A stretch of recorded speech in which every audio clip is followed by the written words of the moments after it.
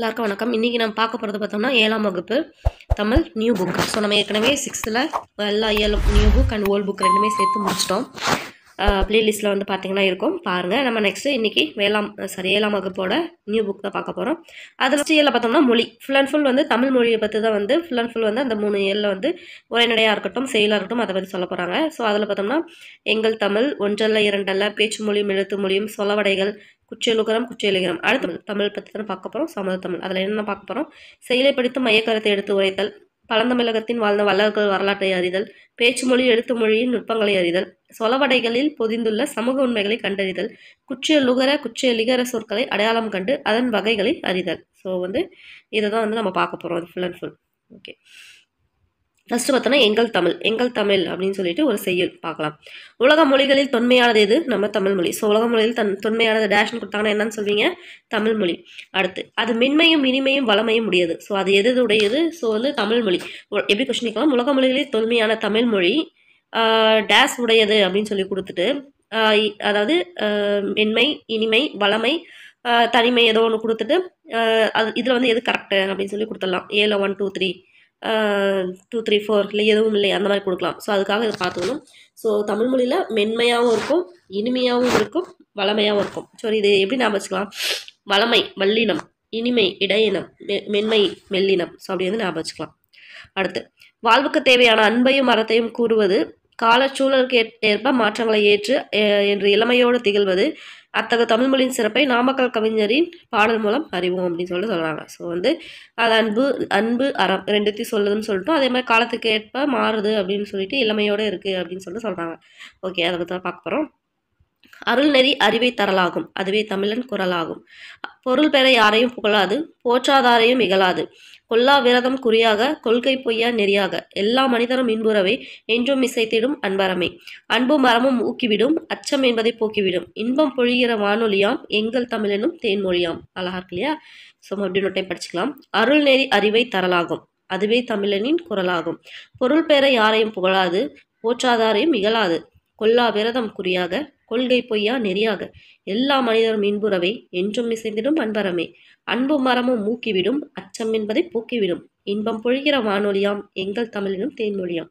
இது எழுதுனது யார்? படிக்கும்போதே ஒரு மாதிரி புரட்சிகரமாக ஒரு மாதிரி இருக்குல்ல. ஸோ அந்த மாதிரி எழுதுறதால நம்ம நாமக்கல் கவிஞர் வே. ராமலிங்கம். ஃபார் எக்ஸாம்பிள் வந்து கத்தியின்றி ரத்தமின்றி யுத்தம் ஒன்று வருகிறது, அந்த இதெல்லாம் எழுதுனது பார்த்தோன்னா நம்ம நாமக்கல் கவிஞர். ஸோ அந்த மாதிரி கொஞ்சம் ஒரு புரட்சியாக இது பண்ணுறவர் இந்த நாமக்கல் கவிஞர் இல்லையா? ஸோ அவரோட பாட்டு நம்ம பார்க்கும்போது தெரியுது. ஸோ இது மேக்ஸிமம் இதில் வந்து லைன்ஸ் கேட்டாங்கன்னா எப்படி நம்ம டக்குன்னு ஞாபகம் வச்சுக்கலாம்னா, அருள்நெறி அறிவு, அதே மாதிரி பார்த்தோன்னா அன்பு அறம், இந்த மாதிரி பார்த்தோம்னா அந்த மாதிரி வேர்ட்ஸ் எல்லாம் நீங்கள் பார்த்தீங்கன்னாவே அது வந்து டக்குன்னு வந்து இந்த டாபிக், அதாவது எங்கள் தமிழ் அப்படின்னு ராமலிங்கனார் எழுதுன்னு ஞாபகம் வச்சுக்கலாம்.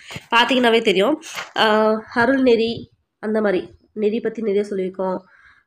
அது நெக்ஸ்ட் பார்த்தீங்கன்னா இங்கே ஒரு நெறி வரும், அன்பரம், அன்பு அறம், இன்பப்பொழி மாநிலம் தேன்மொழியம் தமிழ், இந்த மாதிரி சொல்லிட்டு இது மேக்ஸிமம் வரும் அந்த வேர்ட்ஸு. ஸோ அதை வச்சு ஞாபகம் வச்சுக்கலாம். ஸோ நீங்கள் 2 டைம் படிச்சிங்கனாவே இது நல்லாவே மனசில் வரும். ஸோ நெக்ஸ்ட் சொல்லும் பொருள் பார்க்கலாம்.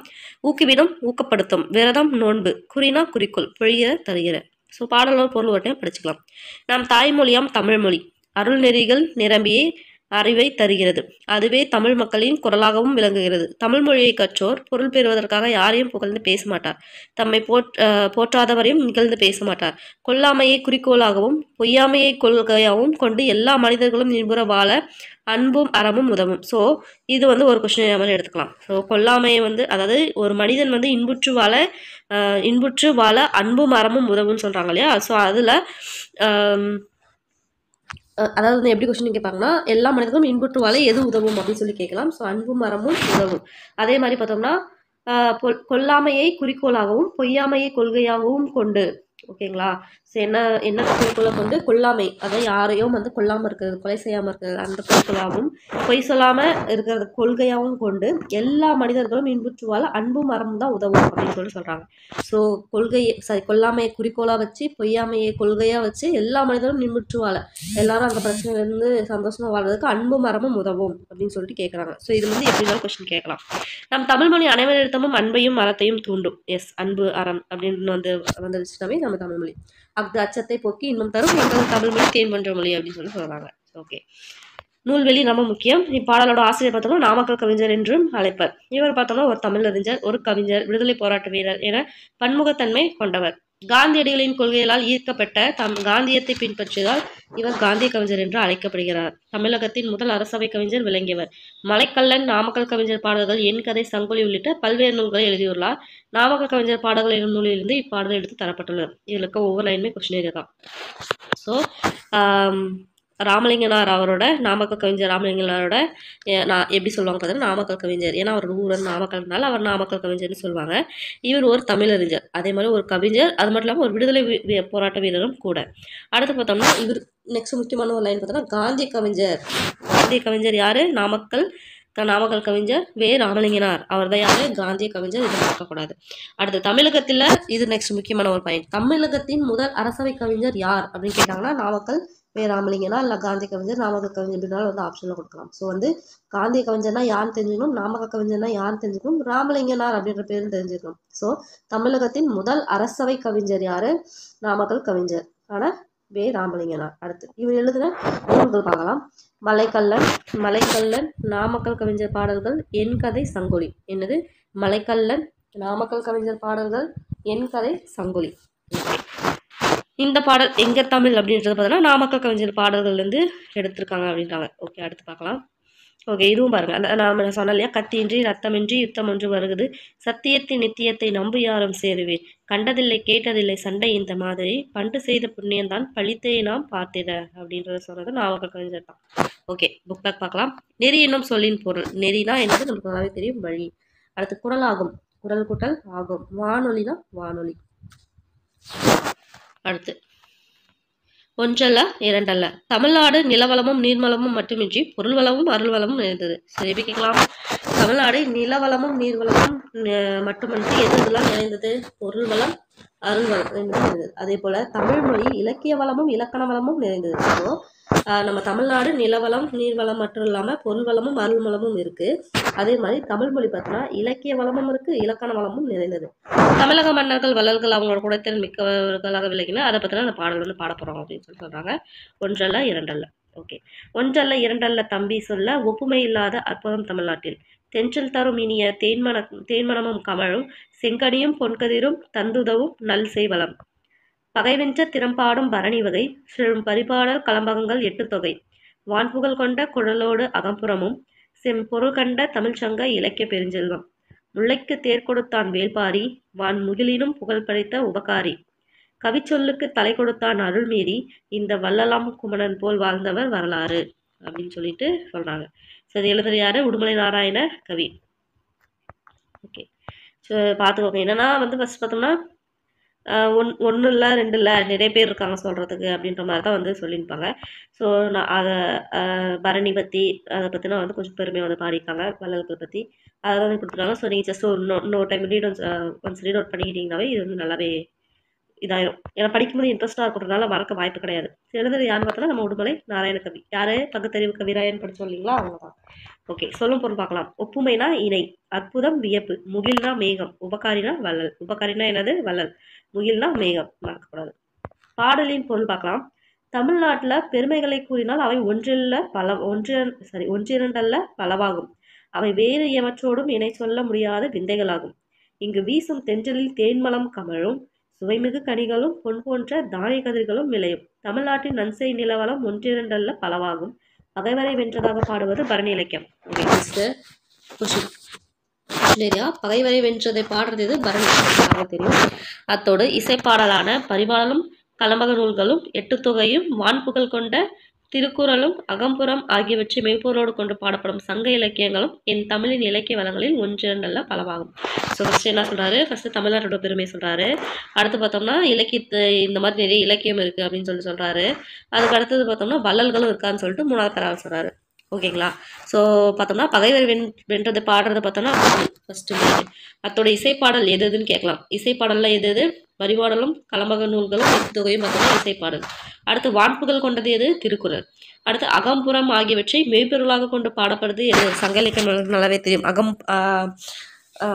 லைக் வந்து அகம்புறம், அகநானூறு, அகப்பொருள், அகம் பாதி புறம் பாதி அப்படின்னு சொல்லி பிரித்து படிப்போம் இல்லையா, அந்த மாதிரி வந்து மெய்ப்பொருளாக கொண்டு பாடப்பட்டது தான் எது, சங்க இலக்கியம். ஸோ அகப்புறம் ஆகியவற்றை மெய்ப்பொருளாக கொண்டு பாடப்பட்டது எது, சங்க இலக்கியம். ஸோ இதெல்லாம் படிச்சுக்கோங்க. அடுத்து முல்லைக்கு தேர் தந்து மலைமேகத்தை விட புகழ் பெற்றவன் யார், வள்ளல் வேள்பாரி. ஸோ பாரியோட முழு பேர் என்ன, வேள்பாரி. முல்லைக்கு தேர் தந்து மலைமேகத்தை விட புகழ் பெற்றவன் யார்னு கேட்கலாம், வள்ளல் வேள்பாரி.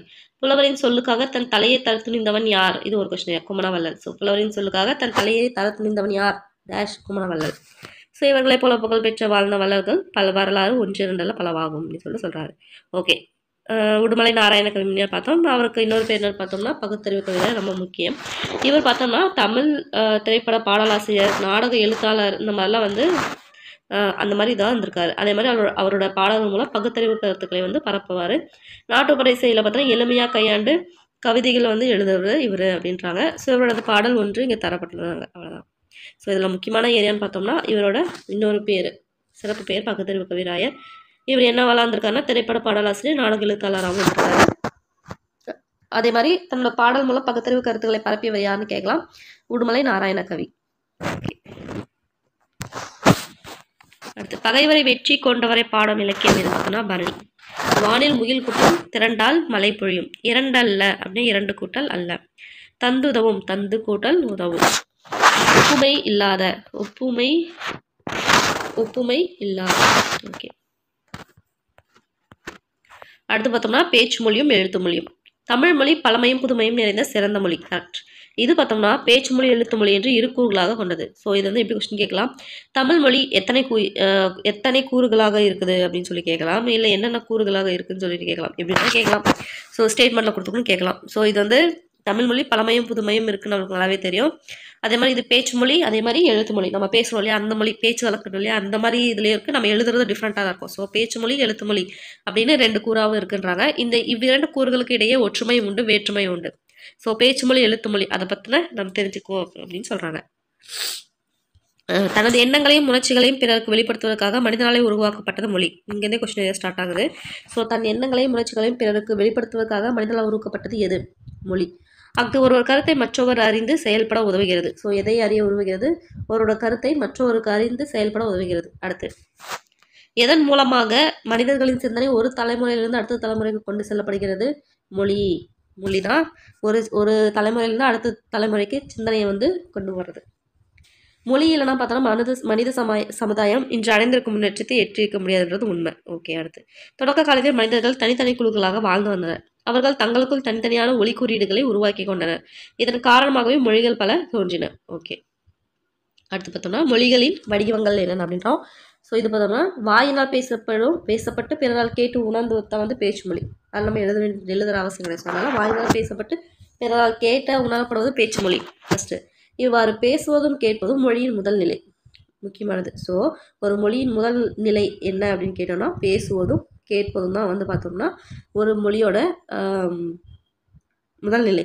அடுத்து கண்ணால் கண்டு உணருமாறு வரி வடிவமாக எழுதப்பட்டு படிக்கப்படுவதும் எழுத்து மொழியாகும். இவ்வாறு எழுதப்படுவதும் படிக்கப்படுவதும் மொழியின் இரண்டாம் நிலை. ஸோ மொழியோட முதல் நிலை என்னது, பேசுகிறதும் கேட்குறதும் தான் ஃபஸ்ட்டு முதல் நிலை. அப்படி தானே நம்ம பேசுவோம், ஃபஸ்ட்டு கேட்குவோம். குழந்தைங்களா இருக்கும்போது பேசுவோம், கேட்கறத வச்சு பேசுவோம். அடுத்து பார்த்தோம்னா ஸ்கூலில் கொண்டு போய் சேர்ப்பாங்க. அப்போ இரண்டாம் நிலை என்னாகும், எழுத ஆரம்பிப்போம், படிக்க ஆரம்பிப்போம் இல்லையா. ஸோ அதை தான் வந்து சொல்கிறாங்க. ஸோ பேசுவதும் கேட்பதும் முதல் நிலை, எழுதப்படுவதும் படிக்கப்படுவதும் மொழியின் இரண்டாம் நிலை. நேரில் காண இயலாத நிலையில் செய்தியை தெரிவிக்க எழுத்து மொழி உதவுகிறது. மனிதர்களின் சிந்தனைகள் காலம் கடந்து வாழ்வதற்கும் எழுத்து மொழி காரணமாகிறது. ஒளி வடிவில் அமையும் பேச்சு மொழியானது உடனடி பயன்பாட்டிற்கு உரியது. வரி வடிவில் அமையும் எழுத்து மொழியானது நீண்டகால பயன்பாட்டிற்கு உரியது. உலகில் சில மொழிகள் பேச்சு மொழியாக மட்டுமே உள்ளன, சில மொழிகள் எழுத்து மொழியாக மட்டுமே உள்ளன. ஆனால் தமிழ் மொழியில் பேச்சு எழுத்து ஆகிய இரண்டு வடிவங்களும் பயன்பாட்டில் உள்ளன அப்படின்னு சொல்லிட்டு சொல்கிறாங்க. ஸோ இதில் வந்து கொஸ்டின் ஏரியா பார்த்தோம்னா ஓகே, நேரில் காண இயலாத நிலையில் செய்தியை தெரிவிக்க எந்த மொழி வந்து உதவுகிறது, இது ஒன்று. இது பார்த்தோம்னா எழுத்து மொழி தான். நேரில் நம்ம பார்க்க முடியலன்னா செய்தி தெரிவிக்க எழுத்து மொழி. ஃபார் எக்ஸாம்பிள் டெக்ஸ்ட் அனுப்புகிறோம், நம்மளால் நேரில் பார்த்து பேச முடியல அப்படின்னா நம்ம டெக்ஸ்ட் அனுப்புகிறோம். அப்படின்னும் போது அது எழுத்து மொழியாக தான் நம்ம அனுப்புகிறோம், அந்த மாதிரி. அடுத்து மனிதர்களின் சிந்தனை காலம் கடந்து வாழ்வதற்கு எழுத்து மொழியே காரணமாகிறது. அதே மாதிரி எழுத்து மொழி இன்னொரு விஷயம் என்னன்னா மனிதர்களோட சிந்தனை காலம் கடந்து வாழ்வதற்கும் எழுத்து மொழி. உண்மைதானே? ஸோ இப்போ வந்து கல்வெட்டுலேயும் எதுலையோ ஒன்று எழுத வச்சதுனால தான் நம்மளுக்கு வந்து இப்படிலாம் இருக்குது அப்படின்னு சொல்லிட்டு ஒரு விஷயமே தெரியுது. இதே நம்ம வாயால் பேசி அப்படியே விட்டுருந்தாங்கன்னா இந்த மாதிரி ஒரு விஷயமே இருந்திருக்குன்னு சொல்கிறது நம்மளுக்கு தெரியாது இல்லையா? அதுதான் வந்து காலம் கடந்து வாழ்வதற்கு பார்த்தோம்னா மனிதர்களோட சிந்தனை காலம் கடந்து வாழ்வதற்கு எழுத்து மொழி காரணம்ன்றாங்க. உண்மை. அடுத்து ஒளி வடிவில் அமையும் பேச்சு மொழியானது உடனடி பயன்பாட்டுக்குரியது.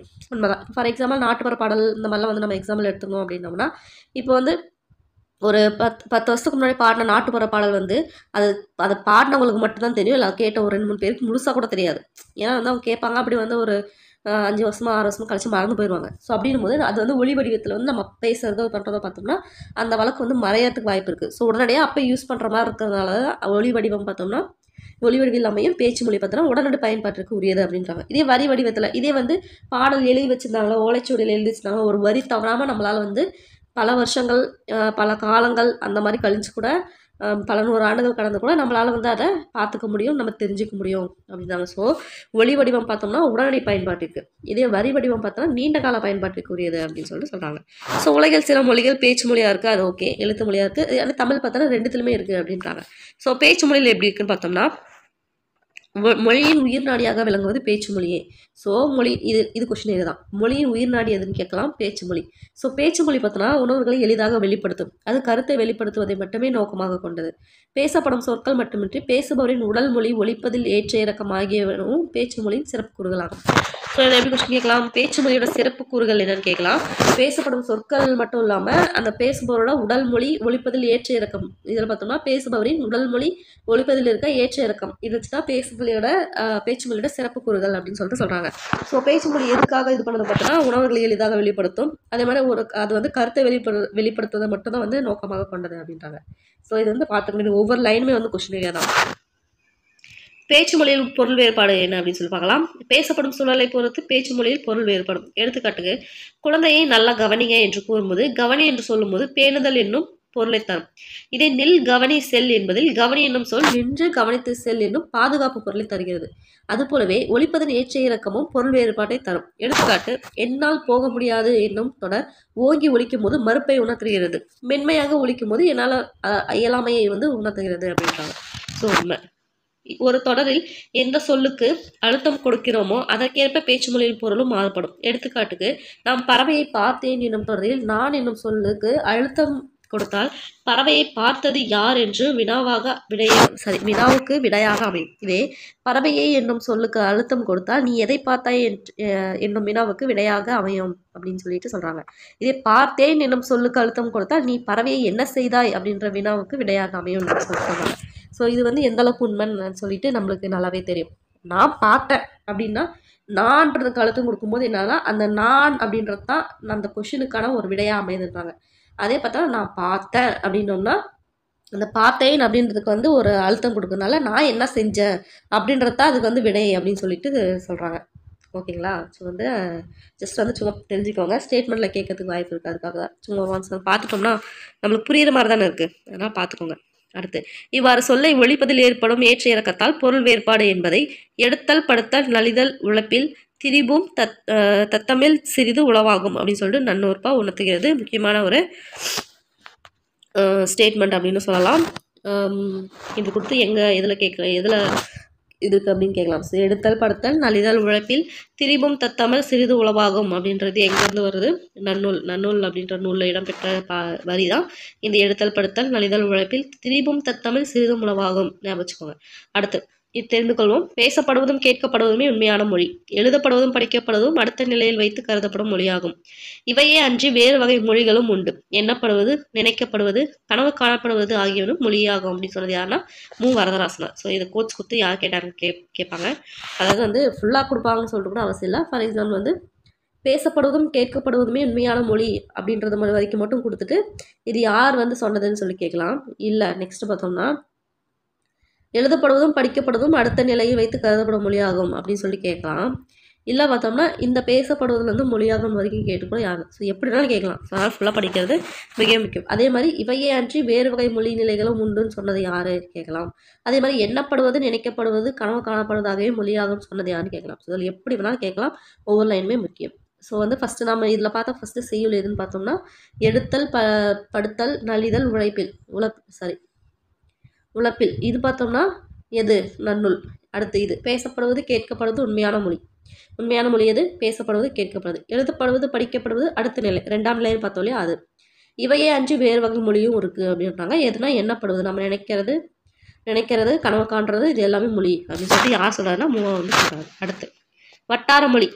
பேச்சு மொழி வந்து இடத்திற்கு வந்து மாறுபடும். மனிதர்களின் வாழ்வியல் சூழலுக்கு ஏற்பவும் மாறுபடும். இவ்வாறு மாறுபடும் ஒரே மொழியின் வெவ்வேறு வடிவங்களை வந்து வட்டார மொழி அப்படின்னு சொல்கிறோம். ஸோ நம்மளுக்கு வட்டார மொழி நம்மளுக்கு என்னன்னு தெரியும். எடுத்துக்காட்டு பார்த்தோம்னா இருக்கிறது அப்படின்ற சொல்ல இருக்குன்னு சொல்லுவாங்க, ஒரு இடத்துல இருக்குது அப்படின்னு சொல்லுவாங்க, ஒரு இடத்துல கீது அப்படின்னு சொல்லிட்டு தமிழகத்தில் ஒவ்வொரு பக்கத்துலையும் ஒவ்வொரு வகையாக சொல்லுவாங்க. இந்த மாதிரி வேறுபாடு காரணமாக தான் வட்டார வழக்குகள் வந்து தோன்றுறது அப்படின்றாங்க. ஸோ ஒரு இடத்துல பார்த்தோம்னா ஒரு வார்த்தையும் ஒவ்வொரு மாதிரி சொல்லுவாங்க இல்லையா, அதை தான் வந்து சொல்கிறாங்க. நெக்ஸ்ட் கிளை மொழி பார்த்தோம்னா ஒரே மொழியை பேசும் மக்கள் வெவ்வேறு இடங்களில் வாழ்வதும் உண்டு. வாழும் இடத்தின் நில அமைப்பு இயற்கை தடைகள் போன்றவற்றின் காரணமாக அவர்கள் பேசும் மொழிகளும் சிறிதாக மாற்றங்கள் ஏற்படும். அவர்களுக்கு இடையேயான தொடர்பு குறையும் பொழுது இம்மாற்றங்கள் மிகுதியாகி புதிய மொழியாக பிரியும். அவ்வாறு உருவாகும் புதிய மொழிகளை வந்து கிளை மொழி என்பார்கள். ஃபார் எக்ஸாம்பிள் கன்னடம், தெலுங்கு, மலையாளம் எல்லாம் திராவிட மொழியான தமிழிலிருந்து பிரிந்த சென்ற கிளை மொழிகள் அப்படின்றாங்க. ஸோ கிளை மொழினா தமிழ்ன்றது பார்த்தோம்னா அம்மா மாதிரி, இதோட குழந்தைங்க மாதிரி தான் இந்த கன்னடம், தெலுங்கு, மலையாளம் அப்படின்ற மாதிரி. ஓகேங்களா, இதுலேருந்து பிரிஞ்சு போகிறது அதை தான் வந்து சொல்கிறாங்க. அந்த மாதிரி போகிறது தான் கிளை. இது வந்து மெயின் மரம், இதுலேருந்து சென்ற விழுதுகள் தான் இது, அதை தான் கிளைகளையாக பிரிஞ்சு போகிறது தான் வந்து இது அப்படின்றாங்க. ஸோ எப்படி இந்த கொஸ்டின் கேட்கலாம், கன்னடம், தெலுங்கு, மலையாளம் அதோட எதுலேருந்து வந்துச்சு அப்படின்னு சொல்லி கேட்கலாம். இல்லை திராவிட மொழியான தமிழிலிருந்து பிரிந்த கிளை மொழிகள் எவை அப்படின்னு சொல்லிட்டு கேட்கலாம். ஸோ கன்னடம், தெலுங்கு, மலையாளம். அடுத்து எழுத்து மொழி. பேச்சு மொழி இது பார்த்தோம். எழுத்து மொழி பார்த்துக்கலாம். பேச்சு மொழிக்கு நாம் தந்த வரி வடிவமே எழுத்து மொழி ஆகும். ஸோ நம்ம பேசிட்டே இருக்கோம், ஏதோ ஒரு இதில் வந்து நம்ம நோட் பண்ணி வைக்கணும்னு நினைக்கிறோம் இல்லையா. ஸோ அந்த பேச்சு மொழிக்கு நம்ம வரி வடிவம் கொடுத்தது தான் பார்த்தோம்னா எழுத்து மொழி அப்படின்றாங்க.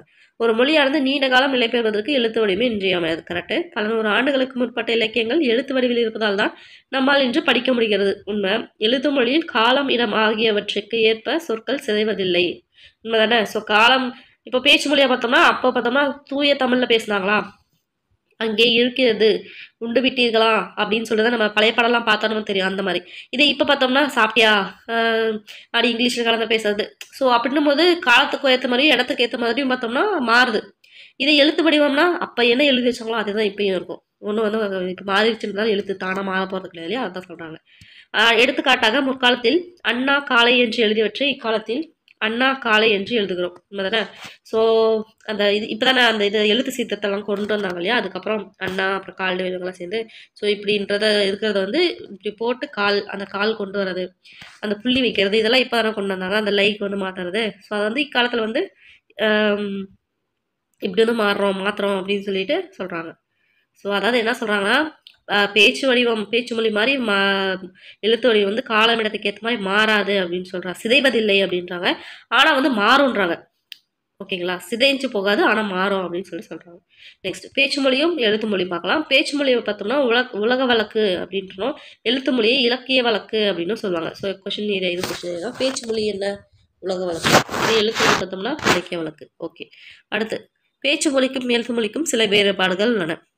பேச்சு மொழியில் சொற்கள் பெரும்பாலும் குறுகிதான் ஒலிக்கும். எழுத்து மொழியில் சொற்கள் முழுமையாக எழுதப்படும். ஸோ வந்து எடுத்துக்காட்டாக நல்லா சாப்பிட்டான் என்பது வந்து பேச்சு மொழினா நன்றாக சாப்பிட்டான் அப்படின்னு சொல்லிட்டு நம்ம எழுதுவோம்.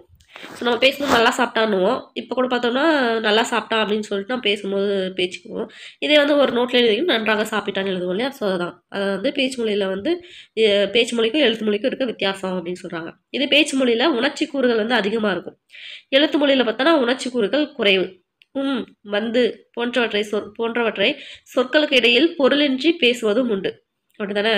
அது வந்து என்ன சொன்னோன்னா அது வந்து இந்த மாதிரி நம்ம பேசும்போது தான் வந்து அது மேக்ஸிமம் வரும். எழுதும்போது அப்படியே எழுதுவோம் இல்லையா, அதை தான் வந்து சொல்கிறாங்க. ஸோ அப்போ வந்து அந்த ஒரு உணர்ச்சி, நான் அந்த இடத்துல வந்து தயங்குறேன், அந்த இடத்துல மறந்து போயிட்டேன், அந்த இடத்துல வந்து நான் கொஞ்சம் இது பண்ணுறேன் அப்படின்ற உணர்ச்சி வந்து கொண்டு வரது பேச்சு மொழியில தான். இது எழுத்து வழக்கில் வந்து அந்த மாதிரி கொண்டு வர முடியாது அப்படின்னு சொல்லிட்டு சொல்கிறாங்க. நெக்ஸ்ட்டு இது தெரிந்து கொள்வோம் பார்த்துக்கலாம். பேச்சு மொழிக்கும் எழுத்து மொழிக்கும் இடையே பெரிய அளவில் வேறுபாடு இருந்தால் அது இரட்டை வழக்கு மொழி அப்படின்றோம். ஸோ தமிழில் பழங்காலம் முதலே பேச்சு மொழிக்கும் எழுத்து மொழிக்கும் இடையே வேறுபாடு இருந்துள்ளது. தொல்காப்பியர் இவற்றை உலக வழக்கு, செய்யுள் வழக்கு அப்படின்னு சொல்லி சொல்றாரு. நம்ம மேலே பார்த்தோம் இல்லையா? ஸோ பேச்சு மொழிக்கும் எழுத்து மொழிக்கும் ஒரு பெரிய அளவில் வந்து வேறுபாடு இருக்கா, உண்மைதானே மேலே பார்த்தோம். ஸோ அப்படின்னும் போது அது என்ன சொல்கிறாங்கன்னா இரட்டை வழக்குன்றாங்க. டைக்ளாசிக் லாங்குவேஜ் இது வந்து கேட்கலாம். இந்த கலைச்சொற்களில் வந்து கேட்கறதுக்கு வாய்ப்பு இருக்குது. டைக்ளாசிக் லாங்குவேஜ்னா என்ன அப்படின்னு போட்டு கொடுத்துருவாங்க. ஸோ இரட்டை வழக்கு டைக்ளாசிக்னா. அடுத்து வந்து தமிழில் பழங்காலம் முதலே இது வந்து இந்த எழுத்து மொழிக்கும் பேச்சு மொழிக்கும் வேறுபாடு இருக்குது அப்படின்னு சொல்லிட்டு யார் சொன்ன, யார் இதில் சொல்லியிருக்காருன்னா தொல்காப்பியர் வந்து சொல்லியிருக்காரு இல்லைங்களா? அது எப்படி சொல்லியிருக்காருன்னா மேலே என்ன பார்த்தோம் இல்லையா, பேச்சு வழக்குன்றது உலக வழக்கம் அப்படின்ட்டு, எழுத்து வழக்கு அப்படின்றது பார்த்தோன்னா இலக்கிய வழக்கு இல்லைன்னா செய்யுள் வழக்கு. ஸோ தொல்காப்பியர் சொன்னது செய்யுள் வழக்கு, அங்கே மேலே இலக்கிய வழக்கு ரெண்டும் ஒன்று தானே, அதுதான் வந்து சொல்லியிருக்காங்க. அடுத்து பேச்சு மொழியில் உடல் மொழியும் குரல் ஏற்றத்தாழ்வும் இணைவதால் அது எழுத்து மொழியை விட எளிமையாக கருத்தை உணர்த்துகிறது. உண்மைதான். ஸோ நம்ம பேசும்போது என்ன பண்ணோம், கம்ப்யூட்டர் மாதிரி பேசாமல் நம்ம கம்ப்யூட்டரில் வந்து ஒரு வார்த்தை வந்து எப்படி சொல்லும், என்னடா சாரி அது எப்படி சொல்கிறதுன்னு தெரியல. ஸோ வந்து நார்மலாக வந்து எழுத்து வந்து நம்ம படிக்கும்போது என்ன வந்து எழுத்தை எழுதும் போது பார்த்தோன்னா அதில் வந்து உணர்ச்சி வந்து வெளிப்படுத்த முடியாது. இதே நம்ம பேசும்போது ஒவ்வொரு டைமும் நான் பேசும்போது நம்ம ஒரு உணர்ச்சி வெளிப்படுத்தாமல் ஒரு விஷயத்தை வந்து நம்ம சொல்லவே முடியாது இல்லையா? அதெல்லாம் வந்து சொல்கிறாங்க. ஸோ எழுத்து மொழியை விட எளிமையாக கருத்தை உணர்த்துவது பார்த்தோன்னா பேச்சு மொழி தான் அப்படின்றாங்க. ஏன்னா வந்து அந்த பேச்சு மொழியில் தான் உடல் மொழி, நம்மளோட பாடி லாங்குவேஜ், அதுக்கப்புறம் நம்மளோட குரலோட ஏற்றத்தாழ்வு இது மாதிரிலாம் வந்து எழுத்து மொழியில் வந்து இருக்காது, பேச்சு மொழியில் வரும். அதனால தான் வந்து அப்படி சொல்கிறாங்க அப்படின்றாங்க. நெக்ஸ்ட் எழுத்து மொழி பார்த்தோன்னா சிந்தித்து எழுதப்படுவதால் பிழைகள் ஏற்பட்டால் திருத்திக் கொள்ள வாய்ப்பு இருக்கிறது, திருத்தமான மொழிநடையில் அமைகிறது. ஆனால் பேச்சு மொழியில் சிந்திப்பதற்கெல்லாம் நேரம் குறைவு. நம்ம பேசி எழுதும்போது ஒவ்வொரு வார்த்தைகளும் சிந்திச்சு தான் பேசுவோம். ஆனால் வந்து எழுதும்போது பார்த்தோன்னா ஒரு 2 வார்த்தை எழுதிட்டு இது இப்படி எழுதலாமா அப்படி எழுதலாமான்னு. ஸோ சப்போஸ் பிள்ளை இருந்தாங்கன்னா அதை அடிச்சு விட்டு மறுபடியும் எழுதலாம் இல்லையா? அதை தான் வந்து சொல்கிறாங்க. அடுத்து பார்த்தோன்னா தெரிந்து கொள்வோம் பார்ப்போம். கேட்டல் பேசுதல் என்னும் முதல் நிலையிலேயே குழந்தைகளுக்கு தாய்மொழி அறிமுகமாகிறது. உண்மைதான். தாய்மொழி தான் நம்ம ஃபஸ்ட்டு என்ன தான் நம்ம வந்து இதாக இருந்தாலுமே ஃபஸ்ட்டு நம்ம என்ன தாய்மொழி பேசுகிறோமோ அதுதான் வந்து எப்படி தான் குழந்தைங்களுக்கு வந்து அவங்க அந்த ஸ்கூல் சேரத்துக்கு முன்னாடி வரைக்குமே அவங்க கேட்குறதோ பேசுறது எதுவுமே தாய்மொழியில் தான் வரும். அடுத்து படித்தல் எழுதுதல் அப்படின்ற 2ஆம் நிலை பார்த்தோன்னா அந்த நிலையில் தான் மற்ற மொழிகள் வந்து அறிமுகமாகுது. நம்ம ஸ்கூலுக்கு கொண்டு போய் சேர்ப்போம், அப்போ தான் இங்கிலீஷோ ஹிந்தியோ என்னவோ படிக்கணும் எக்ஸ்ட்ராவாக படிக்கணும் அப்படின்றத பார்த்தோன்னா அந்த நிலையில் தான் அறிமுகமாகுது அப்படின்னு சொல்லிட்டு சொல்கிறாங்க. ஸோ கொஸ்டின் இதில் கேட்கலாம், எந்த நிலையில் வந்து தாய்மொழி அறிமுகமாகுது, எந்த நிலையில் பார்த்தோம்னா பிறமொழி அறிமுகமாகுதுன்னு கேட்கலாம், ஸ்டேட்மெண்ட்டில் கேட்கலாம், இல்லை வந்து கொஸ்டினாக டைரெக்டாக கூட கேட்கலாம். அடுத்து எழுத்து மொழி சிந்தித்து எழுதப்படுவதால் பிழைகள் ஏற்பட்டாலும் திருத்திக்கொள்ள வாய்ப்பு இருப்பதால் திருத்தமான மொழிகளில் அமைகிறது. உண்மை. இதே பேச்சு வழக்கில் சிந்திப்பதற்கு நேரம் குறைவேன்றதால் திருத்திக்கொள்ள வாய்ப்பில்லை, அதனால் பார்த்தோம்னா இலக்கிய நடையில் அமைவதில்லை அப்படின்னு சொல்லி சொல்கிறாங்க. ஓகே. ஸோ எது பார்த்தோம்னா பேச்சு மொழி, சரி எது பார்த்தோம்னா இலக்கிய நிலையில் அமைவதில்லைன்னு கேட்டாங்கன்னா என்ன சொல்லணும், பேச்சு மொழி. எது இலக்கிய நிலையில் அமைவதுன்னு பார்த்தோம்னா எழுத்து மொழி. ஓகே. பேச்சு மொழி மக்களின் மனநிலைக்கு ஏற்ப அமைவதால் விரைந்து மாற்றமடைந்து வருகிறது. இது எழுத்து மொழி பெரும்பாலும் மாறுவதில்லை. அதே தான். மேலும் பேச்சு மொழியில் பிற மொழி சொற்கள் மிகுதியாக இடம்பெற்றுள்ளன, ஆனால் எழுத்து மொழியில் பெரும்பாலும் மொழி தூய்மை பேணப்படுகிறதுன்றதும் உண்மை. அடுத்து பேச்சு மொழியில் எழுத்துக்களை மாற்றி ஒழிப்பதும் உண்டு. இ என்பதை ஏ என்றும் உ என்பதை ஓ என்றும் மாற்றி ஒழிப்பர். எடுத்துக்காட்டு இலை அப்படின்றத பார்த்தோன்னா இலை அப்படின்னு தான் சொல்லுவோம். உலகம்ன்றத உலகம் அப்படின்ட்டு உலகம் ஓன்றதை மாற்றி ஒளி வரும் அப்படின்றாங்க. ஸோ மாறுபாடுகள் பார்த்தோன்னா எழுத்து மொழியில் இல்லை அப்படின்றாங்க.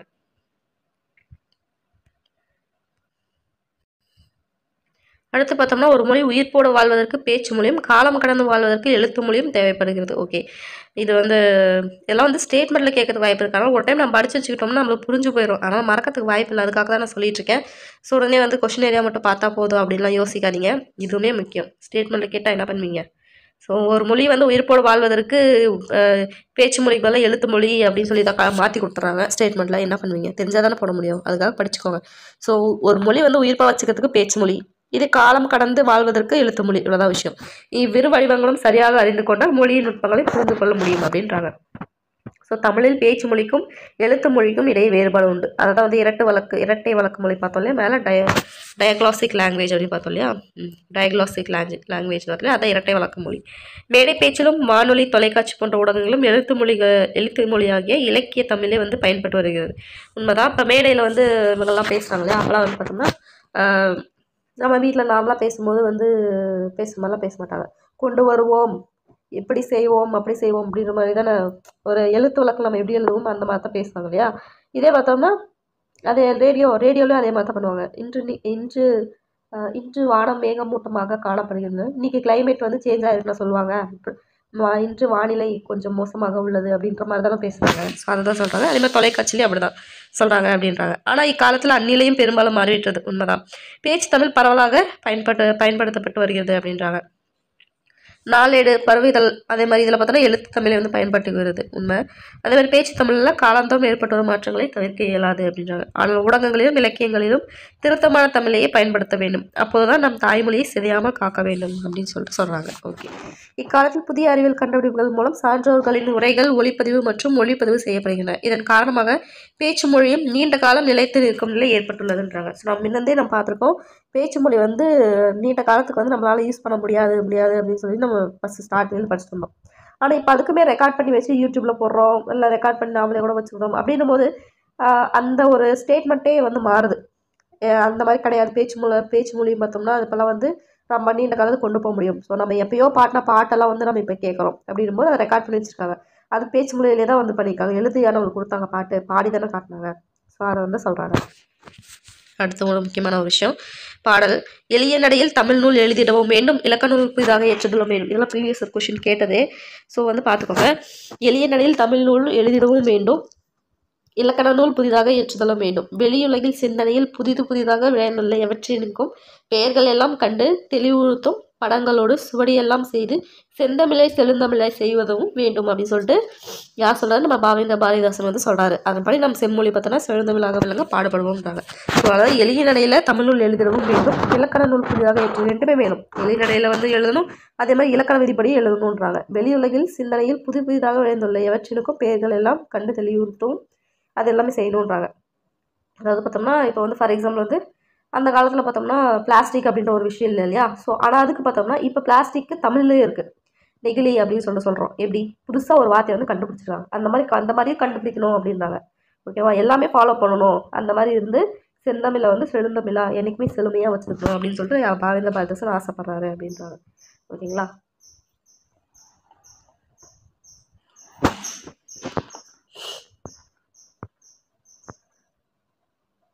மொழியின் முதல் நிலை பேசுதல். அதுக்கப்புறம் என்னது? பேசுதல், கேட்டல். மொழியின் வரிவடிவம் என்னது? அதான் எழுத்து. அடுத்து தமிழின் கிளை மொழிகள் ஒன்றியது தெலுங்கு. பேச்சு மொழியை டேஸ் வழக்கு என்பர். பேச்சு மொழி என்னன்னு சொல்லுவாங்க? உலக வழக்கு. எழுத்து மொழியை இலக்கிய வழக்கு. ஓகே. அடுத்து பார்த்தோம்னா சொலவடைகளில் பொம்மலாட்டம். அதாவது பொம்மலாட்டத்தில் சொலவடைகளை பற்றி எக்ஸ்பிளைன் பண்ணியிருக்காங்க. ஸோ சொலவடைகள்லாம் ஃபஸ்ட்டு என்ன தெரிஞ்சுக்கலாம். சொலவடைகள் என்பவை சிறு சிறு தொடர்களை வட்டார பேச்சு வழக்கில் வழங்கி வருவை. ஸோ நம்ம வட்டார பேச்சுன்னு என்னென்னு பார்த்தோம் இல்லையா? அதாவது வட்டார வழக்குன்றது ஒரு வார்த்தையோ ஒரு ஏதோ ஒரு விஷயமோ ஒரு பழமொழியோ எது வேணாலும் எடுத்துக்கலாம். அது பார்த்தோன்னா அந்த வட்டாரத்தில் மட்டும் தான் பேசுவாங்க. வட்டாரத்தை தாண்டி வேறு எதாவது போய் பேசணும் அப்படின்னோம்னா அது அவங்களுக்கு புரியாது. இத்தனைக்கும் அது தமிழாக தான் இருக்கும், பட் வந்து புரியாது. அந்த மாதிரி தான் சொன்னோம் இல்லையா வட்டார வழக்குன்ட்டு. இவை பேச்சு மொழியின் அழகியலையும் பண்பாட்டு கூறுகளையும் கொண்டிருக்கும். பொருட்செறிவு மிக்க சொலவடைகளை நாட்டுப்புற மக்களும் தம் பேச்சில் இயல்பாக பயன்படுத்துவர். இவ்வாறு பயன்படுவது பார்த்தோன்னா தொன்மை வாய்ந்த மொழிகளுக்கே உரிய தனிச்சிறப்பாகும். ஓகே. சொலவடைகளுடன் கூடிய நாட்டுப்புற கதை ஒன்றை பொம்மலாட்டமாக பார்ப்போம் அப்படின்றாங்க. வாங்க பார்க்கலாம். ஸோ வந்து கதை சொல்லி என்ன சொல்கிறாங்கன்னா, பெரியவர்களை, தாய்மார்களை, குழந்தைகளை நாம் இன்றைக்கி ஆளுக்கு ஒரு வேலை என்னும் கதையை பொம்மலாட்டமாக பார்க்க போகிறோம். ஸோ இந்த கதையோட தலைப்பு பார்த்தோன்னா ஆளுக்கு ஒரு வேலை அப்படின்றது. இது நெக்ஸ்ட் பார்த்தா இந்த பையன் தான் நம்ம கதை நாயகன். யார்? இந்த பையன், அந்த குட்டி பையன். இவன் வந்து ஒழுங்காக பள்ளிக்கூடம் போகாமல் ஊரை சுற்றிக்கிட்டு வருவான். அவங்க அம்மா எவ்வளவோ சொல்லியும் அவன் கேட்கல. இது பார்த்தோன்னா புண்ணுக்கு மருந்து போட முடியும், புடிவாதத்துக்கு மருந்து போட முடியுமா? இதெல்லாம் தேவையான்னு கேட்குறீங்களா? தேவைதான். ஏன்னு கேட்டான்னு வச்சுக்கோங்களேன், புண்ணுக்கு மருந்து போட முடியும் டேஷ் இதை வந்து ஃபில் பண்ணுங்கள், இந்த பழமொழியை ஃபில் பண்ணுங்கன்னு கேட்பாங்க. இந்த குரூப் ஃபுல்ல கேட்டாங்களே அந்த மாதிரி தான். ஸோ அதுக்கு தான் சொல்கிறேன், புண்ணுக்கு மருந்து போட முடியும், புடிவாதத்துக்கு மருந்து போட முடியுமா? அவனோட புடிவாதத்தை யாராலையும் மாற்ற முடியலை. ஸோ பிடிவாதம்ன்றது புடிவாதம்னு பார்த்தா ஒரு நாள் அப்பா வந்து என்ன பண்ணுறாரு, பையனை கூப்பிட்டு என்ன சொல்கிறாரு, அணை உடைஞ்சு போன வெள்ளம் அழுதாலும் வராது. ஸோ அணை உடைஞ்சு போன வெள்ளம் அழுதாலும் வராது. ஸோ முக்கியம். இப்போ நீ சரியாக படிக்கலைன்னா வாழ்க்கையில் முன்னேற முடியாது, ஒழுங்காக பள்ளிக்கூடம் போய் படிக்கிற வேலையை பாருன்றாங்க. அதுக்கு பையனை சொன்னால் படிக்கிறதெல்லாம் எனக்கு பிடிக்காதுன்றாங்க அப்படின்னு சொல்லி கதை வந்து சொல்கிறாரு இல்லையா ஒருத்தர். அவர் வந்து சொல்கிறாரு, விளைச்சலுக்கும் வெள்ளாட்டுக்கும் சென்ம பகை. அதாவது ஜென்ம பகை தான் சென்ம பகைன்றாங்க. ஸோ விளைச்சலுக்கும் எதுக்கும் சென்ம பகை அப்படின்னு கேட்டுட்டு வெள்ளாடு மாடு ஏதோ ஒரு அப்படின்னு சொல்லி கொடுத்துட்டாங்கன்னா நம்மளுக்கு லைட்டாக கன்ஃபியூஸ் ஆகிறதுக்கு வாய்ப்பு இருக்கு இல்லையா? அதுக்காக தான். ஏன்னா ரெண்டுமே வந்து விளைச்சல் அதோட சேர்ந்ததுன்றதுனால நம்ம வெள்ளாடுன்னு படித்தா மட்டும் தான் தெரியும். ஸோ அதுக்காக தான் இது ஒரு டைம் படிச்சுக்கோங்கன்றேன். ஸோ விளைச்சலுக்கும் வெள்ளாடுக்கும் சென்ம பகைங்கிற மாதிரி இந்த பையக்கிட்ட போராடி தான் படிக்க வைக்கணும் அப்படின்றாங்க. எறும்பு ஊற கல்லும் தேயுங்கிற மாதிரி இவன் கொஞ்சம் கொஞ்சமாக மாற்றணும்னு நினைக்கிறாரு அவங்க அப்பா. பொறுமையாக அறிவுரை சொல்கிறாரு. ஆனால் பையன் கேட்கல. போப்பா, பள்ளிக்கூடம் போகிற வேலையெல்லாம் எனக்கு ஒத்து வராதுன்றான். சரி, நெக்ஸ்ட் கதை சொல்கிறாருலே அவர் சொல்கிறாரு. அப்பாவுக்கு கோபம் வருது, சத்தம் போடுறாரு. சத்தம் கேட்டு அம்மா வெளில வராங்க. அம்மா என்ன சொல்கிறாங்க, ராசா, உழைக்கிற மாடு தான் ஊருக்குள்ளே விலை போகும், ஓகேவா? உழைக்கிற மாடா ஆடா அப்படின்னு சொல்லி கேட்டு போட்டுவிட்டாங்க. என்ன பண்ணுவீங்க? ஸோ உழைக்கிற மாடு தான் ஊருக்குள்ளே விலை போகும். நீ படிக்கலைன்னா ஊரில் யாரும் மதிக்க மாட்டாங்க. அதனால் நீ பள்ளிக்கூடம் போய் நல்லா படிச்சுக்க அப்படின்றாங்க. ஆனால் அடமலை விட்டாலும் செடிமலை விடாது. என்னது? அடமலை விட்டாலும் செடிமலை விடாது அப்படின்றார ஒரு பழமொழி, படிச்சுக்கோங்க. மாதிரி அப்பா விட்டாலும் அம்மா விட மாட்டாங்க போல இருக்குன்னு நினச்ச பையன் பள்ளிக்கூடத்துக்கு போகிறான். அவனுக்கு படிக்க பிடிக்கல. நினச்சதாம் கழுதை எடுத்ததாம் ஓட்டம்ங்கிற, அதாவது நினச்சதாம் கழுதை எடுத்ததான் ஓட்டம், ஓகேயா? நினச்சது எது அப்படின்னு சொல்லி கேட்கலாம். நினச்சது கழுதைக்கு பதிலாக மற்ற விலங்கு தான் கொடுக்கலாம். அது மாதிரி நினச்சதாம் கழுதை எடுத்ததான் ஓட்டம்ங்கிற மாதிரி பள்ளிக்கூடத்தை விட்டு ஓட்டம் பிடிக்கிறான். விளையாட யாராவது கிடைப்பாங்கன்னு பார்க்குறான். அங்கே பார்த்தா ஒரு எறும்பு ஒன்று போயிட்டுருக்கு. அப்போ பையன் வந்து கேட்குறான், எறும்பே என் கூட விளையாட வரையா அப்படின்னு கேட்குறான். அதுக்கு எறும்பு என்ன சொல்லுது, போ உனக்கு தான் வேலை இல்லை. நெக்ஸ்ட் என்னது முக்கியமானது, குடல் கூழ் கழுவுதான், கொண்ட பூ கழுவுதான். இது நம்ம நார்மலாக யூஸ் பண்ணுறது தெரியும் சில பேருக்கு. ஸோ அப்படின்னு சொல்லிட்டு அது சொல்லுதான். எனக்கு நிறைய வேலை கிடக்கு. நான் என் குழந்தைங்களுக்கு தீனி கொடுக்கணும், அரிசி நொய்யெல்லாம் சேகரிக்கணும். சொப்பனத்தில் கண்ட அரிசி சோத்துக்காகுமா, நான் கிளம்புறேன் அப்படின்னு சொல்லிட்டு நீ அதை பறக்குது அந்த தேனி கூட போய் விளையாடு அப்படின்னு சொல்லிட்டு போயிடுச்சு. ஸோ இது என்னது, குடல் கூழ் கழுவுதான், கொண்டை பூ கழுவுதான். அடுத்து சொப்பனத்தில் கண்ட அரிசி சோத்துக்கு ஆகுமா. அடுத்து பையன் போய் தேனிக்கிட்டே கேட்குறான், தேனி நீ என் கூட விளையாட வரையா அப்படின்னு கேட்குறான். அதுக்கு தேனி என்ன சொல்லுது, நல்ல பாம்பு படம் எடுக்கலாம், நாக்கெல்லாம் பூச்சி படம் எடுக்கலாமா அப்படின்னு சொல்லி கேட்குறான். அதாவது என்ன படம் எடுக்கலாம், நல்ல பாம்பு படம் எடுக்கலாம், நாக்கெல்லாம் பூச்சி படம் எடுக்கலாமா அப்படின்னு சொல்லி கேட்குது. உனக்கு தான் வேலை இல்லை, 1000 கலர் நெல்லுக்கு ஒரு அந்து பூச்சி போதும். அதாவது 1000 கலர் நெல்லுக்கு ஒரு அந்து பூச்சி போதும்.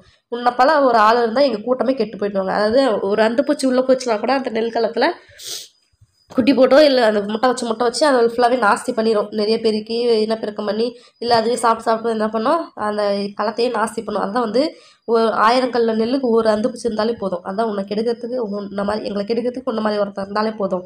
எங்களுக்கு தேடி எடுக்கிற வேலை இருக்குது, போ அப்படின்னு சொல்லிட்டு சொல்கிறாங்க. ஸோ இந்த அந்து பூச்சிலாம் நம்ம வந்து அவ்வளோவா வந்து கேள்விப்பட்டிருக்க மாட்டோம். ஸோ அப்படின்னும் போது நம்ம இது வந்து அந்த இடத்த பிளாங்காக விட்டாங்கன்னா நம்ம இதை படித்தா மட்டும் தான் நம்மளுக்கு தெரியும். ஸோ அதுக்காக தான் அதில் ஒரு டைம் படிச்சுக்கோங்கன்றேன். உங்கள் கூட்டத்தில் 1000 தேனி இருக்கே, நீ ஒரு ஆள் தேனி எடுக்கலாம் என்ன குறைஞ்சா போயிடும் அப்படின்னு கேட்குறான். ஆள் கூடுனா பாம்பு சாகுமா, கையை ஊனித்தான் கரணம் போட முடியுமா அப்படின்னு சொல்லிட்டு கேட்குறதுக்கு தேனி. பூவெல்லாம் குறுகி மூடுறதுக்குள்ளே நான் தேன் எடுக்க போகணும் அது. ஸோ ஆள் கூடுனா பாம்பு சாகுமா, கையை ஊனித்தான் கரணம் போட முடியுமா அப்படின்னு சொல்லிட்டு சொல்கிறாங்க. சரி, ஓகே, பார்த்துக்கோங்க. நெக்ஸ்ட் கதை சொல்கிறவர் என்ன சொல்கிறார், தேனியும் போயிடுச்சு. பையன் கொஞ்சம் தூரம் நடக்கிறான். ஒரு வீட்டு வாசலில் பொதி மாடு ஒன்று நின்றுக்கிட்டு இருக்கு. அப்போ வந்து மாடி சும்மா தானே இருக்கேன், ஏன் கூட விளையாட வரையா அப்படின்னு கேட்டு வந்து, என்னது சும்மா இருக்கிறேன்னா, காவடி பாரம் சுமக்கிறவனுக்கு தான் தெரியும் அப்படின்னுது. அது வந்து ஏன்னா காவடின்றது ஒரு ரொம்ப வந்து பாரமாக இருக்கும், நம்மளுக்கு வந்து ஈஸியாக இருக்கிற மாதிரி பார்க்குறவங்களுக்கு ஈஸியாக தெரியலாம், பட் அதை சுமக்கிறவங்களுக்கு தான் தெரியும்னுவாங்க இல்லையா? அதை தான் இந்த மாடு சொல்லுது. காவடி பாரம் சுமக்கிறவங்களுக்கு தான் தெரியும். இப்போ உனக்கு தான் வேலை இல்லை, இருப்பவனுக்கு புளியப்போ இல்லாதவனுக்கு பசியப்போனாங்க. அதாவது பார்த்தோன்னா இருக்கிறவன் என்ன பண்ணுவான், நல்லா சாப்பிட்டு கடைசியாக ஜீரணாவும் புளியேப்பம் விடுவான். இது இல்லாதவன் என்ன பண்ணுவான், அவனுக்கு சாப்பிட்றதுக்கு எதுவுமே இருக்காது. அதில் பார்த்தா அந்த பசியை போடுவான். அதான் வந்து இருக்கிறவனுக்கு புளியப்பம் இல்லாதவனுக்கு பசியப்பம் அப்படின்வாங்க. நான் என் முதலாளிக்கு உப்பு மூட்டை புளி மூட்டை, என்ன மூட்டை, உப்பு மூட்டை புளி மூட்டை எல்லாம் சுமக்கணும், நான் வரல, நீ அங்கே ஒரு ஆமை போயிட்டுருக்கு பாரு, அதை கூட போய் விளையாடுன்றது. ஸோ பையன் உடனே ஆமே 4 வீட்டில் கல்யாணமாக நாய்க்கு அங்கேயும் இங்கேயும் ஓட்டமா என்கிற மாதிரி எங்கே வேகமாக போயிட்டுருக்க, என் கூட விளையாட வரையா அப்படின்னு சொல்லி கூப்பிட்றான். என்னது 4 வீட்டில் கல்யாணமா, நாய்க்கு அங்கேயும் இங்கேயும் ஓட்டமா? அதுக்கு அர்த்தம் என்னென்னா, இப்போ கல்யாண வீட்டிலாம் பார்த்தீங்கன்னு வச்சுக்கோங்களேன், சாப்பாடு வேஸ்ட்டாக இருக்கிறதுலாம் எச்சில் தூக்கி போடுவாங்க. அப்போ என்ன பண்ணாங்க, கூட்டமாக நாயில் வந்து சாப்பிடுமா. இப்போ இது ஒரே கல்யாணம்னா அங்கேயே நின்று அங்கேயே சாப்பிட்டு கிடக்கும். இது 4 வீட்டில் கல்யாணம்னா அங்கேயும் நாய் என்ன பண்ணால் அங்கேயும் ஓடும், இந்த கல்யாணத்துக்கு அங்கேயும் போவோம் ஓட்டுனே இருக்குமா. அதான் 4 வீட்டில் கல்யாணமா, நாய்க்கு அங்கேயும் இங்கேயும் ஓட்டமா அப்படின்னு சொல்லிட்டு அந்த இதுக்கு அர்த்தம். அதுக்கு ஆமை என்ன சொல்லுது, என்னை விட வேகமாக ஓட்டுற முயலோட போட்டி வச்சுருக்கேன், அவள் பொழுது போக்குவதிலும், அதாவது மீனா பொழுது போக்குவதிலும் தவ பொழுது நல்லதுமாங்க. அதாவது மீனா பொழுது போக்குவதில் பார்த்தோன்னா தவ பொழுது நல்லதுமாங்க அப்படின்னு சொல்லிட்டு பழமொழி. நான் கொஞ்ச நேரம் கூட அதனால அது கொஞ்ச நேரம் கூட வீணாக்க மாட்டேன் அப்படின்றதுக்கு வந்து அந்த பழமொழி சொல்லுது. அதுக்கு பையன் வந்து என்ன சொல்கிறான்னா, பாடி குத்தினாலும் 10 ஆகுமா. அது என்ன சொன்னாங்கன்னா, நீ ஓடி பார்த்தாலும் முயலை முத்த முடியுமா, அதாவது வந்து இப்போ சும்மா நம்ம பாடி பாடி நம்ம குத்துனாலும் பதர் வந்து அரிசி ஆகுமா அப்படின்ட்டு உண்மை தானே. நம்ம எவ்வளோ இனிமையாக பாடி நம்ம கஷ்டப்பட்டு குத்துனாலும் பதர்லேருந்து எப்படி அரிசி வரும்? அந்த மாதிரி நீ ஓடி ஓடி பார்த்தாலும் நீ முயல் வந்து நீ ஜெயிக்க முடியுமா அப்படின்னு சொல்லிட்டு அந்த பையன் கிண்டலாம் சொல்கிறான். ஆமாம், அதிர அடித்தா உதிர விளையும் அப்படின்றது. அதாவது அந்த அதிர அடித்தானா ஒரு மரம் இருக்குது, பழம்லாம் இருக்குன்னு வச்சுக்கோங்களேன், சும்மா லைட்டாக தட்டினா எப்படி விழும்? நல்லா வச்சு நல்லா உழுக்குனாதான் நல்லா ஸ்ட்ராங்காக உழுக்கணும்னா என்ன பண்ணோம், நம்ம உழுக்க அந்த பழம் வந்து விழுவும் இல்லையா? அதை தான் அந்த அதிர அளவுக்கு அடித்தோம்னா உதறுதல் பார்த்தோன்னா உதிர விளையும் அப்படின்னு சொல்லுவாங்க. உதிரும் நம்மளுக்கு கிடைக்கும் அப்படின்ற மாதிரி அந்த ஆமை சொல்லுது. விடாமுயற்சி இருக்கணும் அது அந்த மாதிரி. ஸோ அது மாதிரி முயற்சி செஞ்சு எல்லாம் முடியும், நீ வேணும்னா அதை அங்கே படுத்துருக்கிற முயல் கூட போய் விளையாடு அப்படின்றான். ஸோ அது கதை சொல்லி என்ன சொல்கிறாரு, பையன் கொஞ்சம் தூரத்தில் படுத்துருக்கிற முயல்கிட்ட போகிறான். பையன் கேட்குறான், முயலே முயலே குத்துக்கல்லுக்கு என்ன குளிரா வெயிலாங்கிற மாதிரி கவலையெல்லாம் படுத்துருக்கே, வா விளையாடலாம் அப்படின்றாங்க. குத்துக்கல்லுக்கு என்ன குளிரா வெயிலாங்கிற மாதிரி அப்படின்னா, குத்துக்கல்லுன்னா என்னது, குத்துக்கல் மாதிரி உட்காந்துக்கிறே சூடு சோறன்னு இல்லாமட்டாங்களே, அதுதான் வேற ஒன்றும் கிடையாது. ஸோ அதாவது அதுக்கு வந்து அந்த குத்துக்கல்லுன்றது ஒரு கல், அந்த கல்லுக்கு வந்து வெயில் பெஞ்சா என்ன மழை பெஞ்சானா எது இருந்தால் என்ன, அதை இருக்கிற இடத்த விட்டு அசைவே அசையாது இல்லையா? ஸோ அதை தான் அந்த பையன் சொல்கிறான். அந்த மாதிரி நீ இருக்கிறியே, வா விளையாடலான்னு கூப்பிட்றான். அதுக்கு முயல் என்ன சொல்லுது, அகழியில் விழுந்த முதலைக்கு அதுவே சொர்க்கம் அப்படின்னு சொல்கிற மாதிரி, நிலையில் படுத்த தூங்கினதுனால போன தடவை ஆமையிடம் தோற்று போயிட்டேன், இந்த தடவையாவது நான் முந்தி ஆகணும், அதனால் நான் வேகமாக ஓடணும், நீ வேணும்னா அது அங்கே இருக்கிற போய் குட்டிச்சோறு கூட போய் விளையாடு அப்படின்னு சொல்கிறேன். ஸோ அகழினா என்னது, கிணறுல விழுந்த முதலைக்கு வந்து அதுதான் சொர்க்கமா. அந்த மாதிரி வந்து பார்த்தோம்னா நிழல் கிடைச்சோன்னு அதுக்கு வந்து தண்ணியும் கிடைச்சாலே அதுக்கு வந்து சொர்க்கம் மாதிரி ஆயிடுச்சு முதலைக்கு அப்படின்ற மாதிரி சொல்கிறாங்க. ஸோ அந்த மாதிரி நிழல் கிடைச்சோன்னே நான் படுத்து தூங்கி நான் தோற்று போயிட்டேன், அதனால் இந்த முறையாக சீக்கிரமாக போய் ஜெயிக்கணும் அப்படின்னு சொல்லிட்டு முயல் சொல்லுது. அதுக்கு பார்த்தோன்னா அந்த பையன் என்ன பண்ணுறாரு, கார்த்திகை மாதம் பிறையை கண்ட மாதிரி விளையாட ஆள் கிடைச்சிச்சுன்னு நினச்சி அந்த குட்டி சோறு மேலே ஏறி குதிச்சு விளையாடுறான். அதாவது கார்த்திகை மாதம் பார்த்தோன்னா ஃபுல்லாக ஒரு மாதிரி மந்தமாக தானே இருக்கும் கிளைமேட்டு. ஸோ அந்த டைமில் வந்து பிறை கண்ட மாதிரி நிலாவை பார்த்த மாதிரி விளையாட ஆள் கிடச்சிச்சு, அதிசயமான ஒரு விஷயம் மாதிரி அந்த குட்டி சுவர் மேலே குதிச்சு விளையாடுறான். அது ரொம்ப பழைய சுவர், மலையில் வேறு நல்லா ஊதி இருக்குது. இவன் ஏறி குதிச்சதை பொல இடிஞ்சு விழுது. அதில் இருந்த பூச்சி எறும்பு வண்டு எல்லாம் வெளியில் வருது. எறும்பு என்ன சொல்லுது, அட பாவி, நாங்களே அதை விட்டாலும் கதி இல்லை, அப்பால போனாலும் விதி இல்லை, என்னது அதை விட்டாலும் கதி இல்லை அப்பால போனாலும் விதி இல்லைன்னு நினச்சி தட்டி போட்ட ரொட்டிக்கு புரட்டி போட ஆள் இல்லாமல் இருக்கும், உனக்கு தான் வேலை இல்லைன்னா நாங்கள் பாடுபட்டு சேர்த்து வச்ச பொருளை எல்லாம் இப்படி போட்டு உடச்சிட்டியே அப்படின்னு எறும்பு வந்து சொல்லுது. என்னது அதை விட்டாலும் கதி இல்லை அப்பால போனாலும் விதி இல்லை, அதே மாதிரி தட்டி போட்ட ரொட்டிக்கு புரட்டி போட ஆள் இல்லாமல், சாரி இதெல்லாம் படிக்கும்போது சிரிப்பாக வருது. அது கதை சொல்லி என்ன சொல்கிறேன்னா, எறும்பு பூச்சியெல்லாம் கோபத்தோடு அவன் கையில் காலில் ஏறி நறுக்குன்னு கடிக்குது. அள்ளுறவன் பக்கத்தில் இருந்தாலும் கிள்ளுறவன் பக்கத்தில் இருக்கக்கூடாதுன்னு அந்த பையன் வழி பொறுக்க முடியாமல் கத்திட்டு ஓடுறான். ஸோ அள்ளுறவன் பக்கம் இருந்தாலுமே கிள்றவன் பக்கத்தில் இருக்கக்கூடாது, கிள்ளிக்கிட்டே இருப்பான் இல்லையா, அதுதான் அந்த மாதிரி இருக்கக்கூடாதுன்னு பையன் வந்து ஓடுறான். அமாவாசை இருட்டில் பெருச்சாலிக்கு போன இடமெல்லாம் மல்லிதான் அப்படின்ற மாதிரி காட்டிலையும் மேட்லையும் ஏறி விழுந்து வீட்டுக்கு ஓடி வந்து சேர்றான். ஸோ அமாவாசை இருட்டில் வழியே தெரியாது இல்லையா, இப்போ பெருச்சாலி துரத்தும் போது அப்போ என்ன பண்ணும், காடாமேடா எங்கேயோ ஒன்று எஸ்கேப் பண்ணால் போதும், கிடைச்சதெல்லாம் வழிதான் அப்படின்ற மாதிரி ஓடும் இல்லையா. ஸோ அதை வந்து அந்த மாதிரி அந்த பையன் வந்து உழுந்துட்டு ஓடினான் அப்படின்னா, பையன் போய் அம்மா ஊர் உலகத்தில் எல்லாம் அவங்க வேலையை பார்க்குறாங்க, எறும்பு கூட சும்மா இல்லாமல் வேலை செய்யுது, எனக்கு இப்போ தான் புத்தி வந்தது, என்னோட வேலை படிக்கிறதுன்னு எனக்கு புரிஞ்சிடுச்சு, இனிமேல் நானும் சும்மா இருக்காமல் ஒழுங்காக பள்ளிக்கூடம் போய் படிப்பேன் அப்படின்னு சொல்கிறாங்க. ஸோ கதை சொல்லி கடைசியாக முடிக்கிறாரு. அதுக்கு பிறகு அந்த பையன் நல்லபடியாக படிக்க தொடங்குறான், ஆளுக்கு ஒரு வேலைன்னு எல்லாருக்கும் புரிய வைக்கிறான். இத்தோட கதை முடியுது. இது வரைக்கும் பொறுமையாக இருந்த பொம்மலாட்டத்தை பார்த்தவங்களுக்கு எல்லாருக்கும் நன்றின்னு சொல்லிட்டு முடிக்கிறாரு.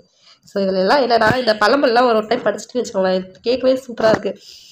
ஆக்சுவலி நான் இது எதுவுமே நான் கேட்டதே கிடையாது நான், அதாவது அது ஒரு டைம் கேட்கும்போது எனக்கு சிரிப்பாக வந்தது. ஸோ அதனால் நீங்கள் இது ஒரு ரசித்து நீங்கள் படிச்சிங்கன்னா அந்த பழமொழிலாம் மறக்கிறதுக்கு வாய்ப்பே இல்லை.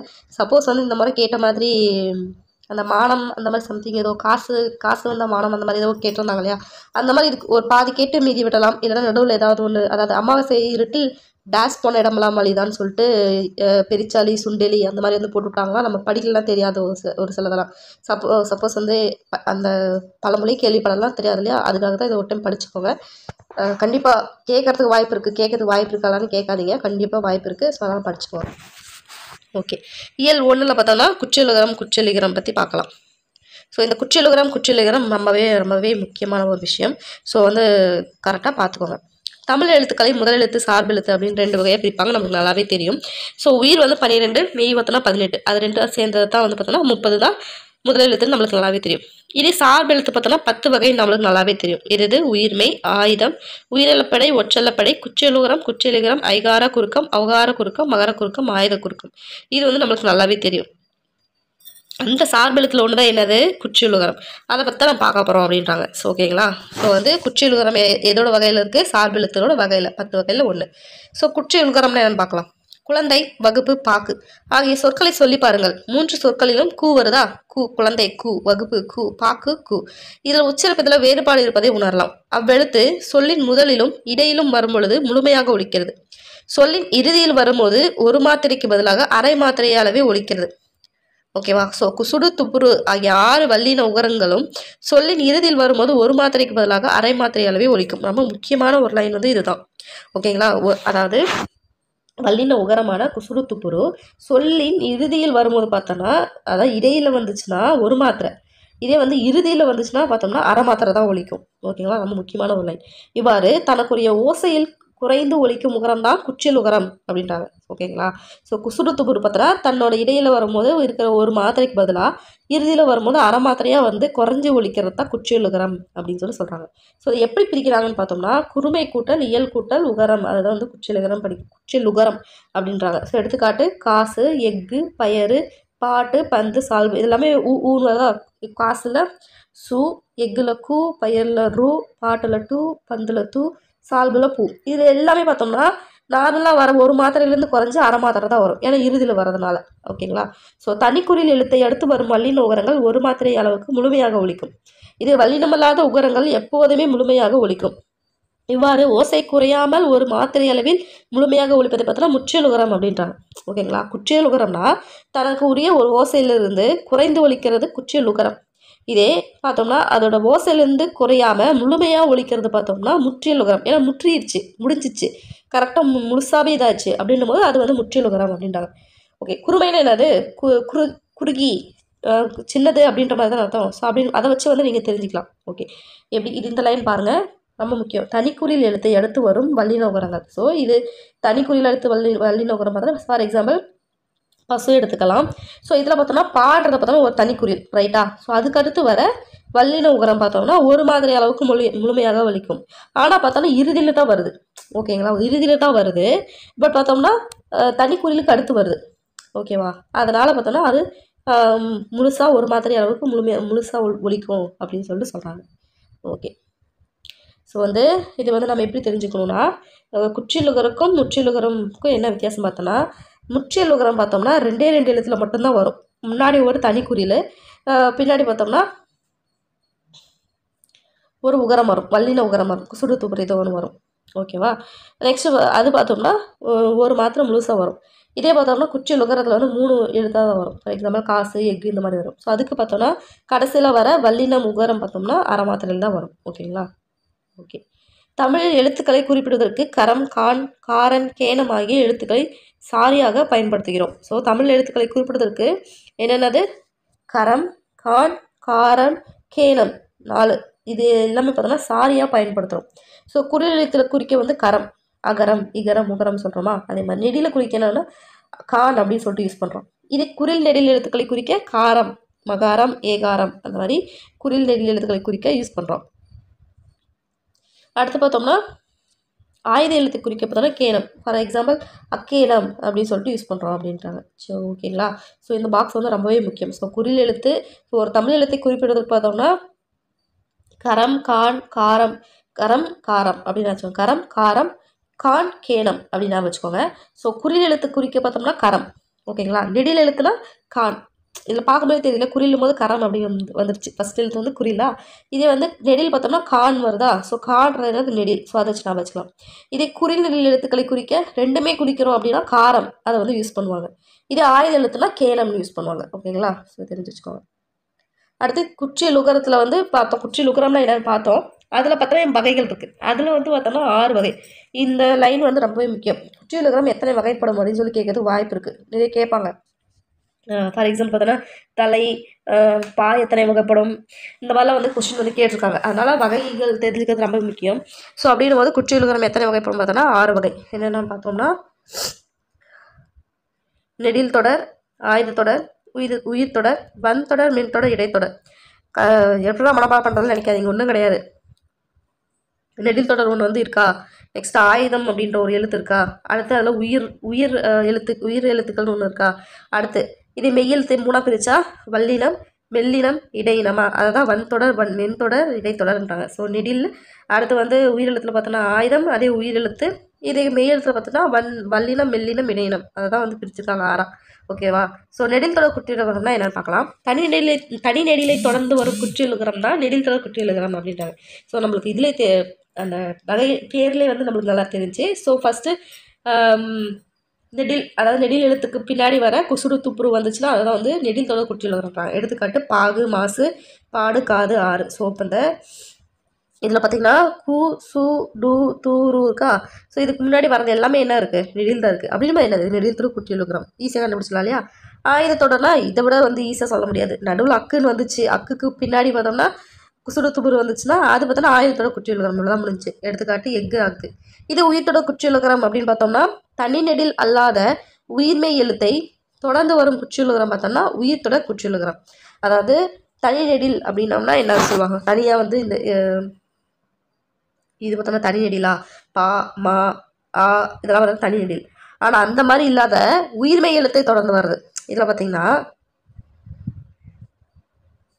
இப்போ ஃபார் எக்ஸாம்பிள் அரசு எடுத்துக்கலாமா. இதில் பார்த்தோம்னா சூக்கு முன்னாடி என்ன இருக்குது, ரான்றது என்னது, உயிர்மெய் எழுத்து வருதுங்களா. அதே மாதிரி இந்த 9 எடுத்துக்கலாம். இந்த குசுடு துப்புரில் தூக்கு முன்னாடி என்ன வந்திருக்கு, பா என்னது, உயிர்மெய் எழுத்து. இந்த மாதிரி வந்துச்சுன்னா அதுதான் உயிர்த்தொடர்.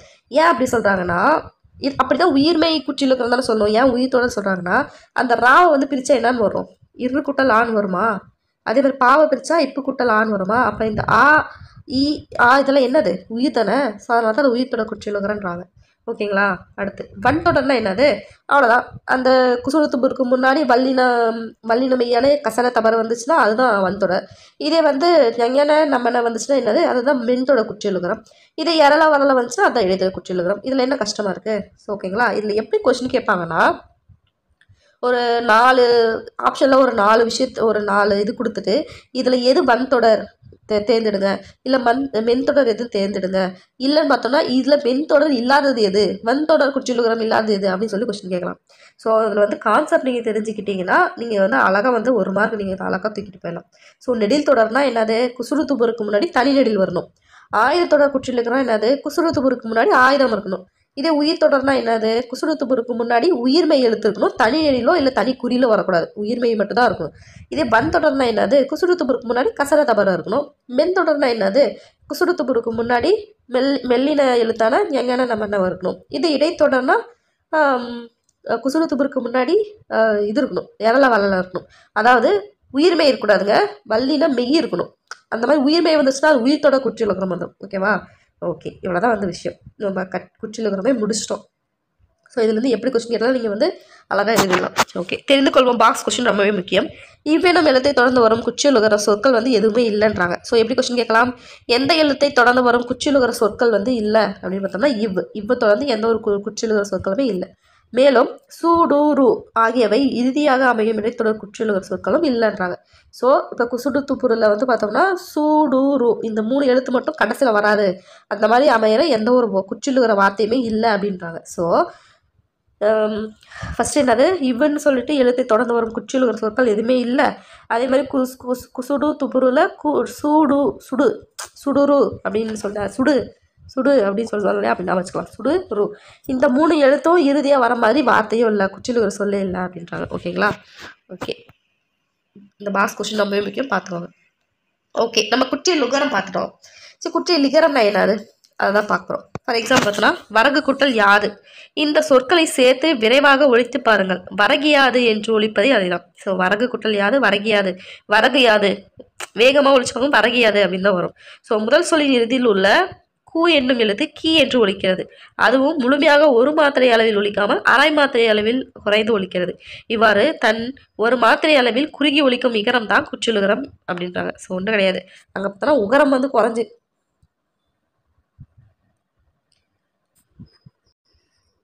ஸோ அங்கே பார்த்தோம்னா உகரம் வந்து குறைஞ்சி ஒழிச்சிச்சுன்னா குற்றியலுகரம். இது இகரம் வந்து குறைஞ்சி ஒழிச்சிச்சு அப்படின்னு சொன்னோம்னா குற்றியலிகரம். இகரம் உகரம். ஓகேங்களா? ஓகே, குற்றியலிகரம் 2 இடங்களில் மட்டும்தான் வரும் அப்படின்றாங்க. ஒரு இடம் ஒன்று என்னன்னு பார்த்தோன்னா, குற்றியலுகர சொற்களை தொடர்ந்து எகரத்தை முதல் எழுத்தாக கொண்ட சொற்கள் வரும்போது குற்றியலுகரத்தில் உள்ள உகரம் இகரமாக மாறும். அந்த இகரம் தனக்குரிய ஒரு மாத்திரை அளவிலிருந்து அரை மாத்திரை அளவாக குறைந்து ஒலிக்கும். அதாவது என்ன சொன்னாங்கன்னா, ஃபார் எக்ஸாம்பிள் கொக்கு குட்டல் யாது அப்படின்னு எடுத்துக்கலாம். அப்படின்னா அதில் பார்த்தோன்னா இந்த கூ இருக்கா, இது என்னது கூடு பூ தூ இது எல்லாமே என்னது குற்றியலுகரம் அதுதானே. அந்த குற்றியலுகரத்தில் வர எழுத்து தானே குசுறு துபுரு தானே. ஸோ அந்த குற்றியலுகர சொற்களை தொடர்ந்து என்ன வருதுன்னு பாருங்க. அடுத்து யா யா யா அந்த மாதிரி யா வந்துச்சுன்னா அதுதான் குற்றியலிகரன்றாங்க. அது எல்லாம் எப்படி மாறுனா கொக்கியாதுன்றது கொக்கியாது இகரமாக மாறிடும் அப்படின்றாங்க. அந்த இகரமாக மாறுறது வந்து ஒரு மாத்திரையிலேருந்து அரை மாத்திரையை குறைஞ்சி ஒலிக்கும். அதுதான் குற்றியலிகரம். இது இடம் 1. என்னது குசுறு துபுருக்கு அதுக்கு அடுத்தது வந்து எகரம். எகரத்தில் அது குறியிலாக இருக்கலாம் நெடிலாக இருக்கலாம். அந்த மாதிரி வந்துச்சுன்னா அது பார்த்தோம்னா குற்றியலிகரம். அடுத்து 2வது இடம் பார்த்தோன்னா மியா என்பது ஒரு அசைச்சொல். ஓசை நயத்திற்காக வருவது தான் இந்த மியா. இதில் மீன்றது இம்குட்டல் ஈ உள்ள இகரம் குற்றியலிகரம் அப்படின்னு சொல்கிறாங்க. தானே மீயை பிரித்து என்னது இம்குட்டல் ஈ வந்தாலும் என்னது இகரம் குற்றியலிகரம் அப்படின்றாங்க.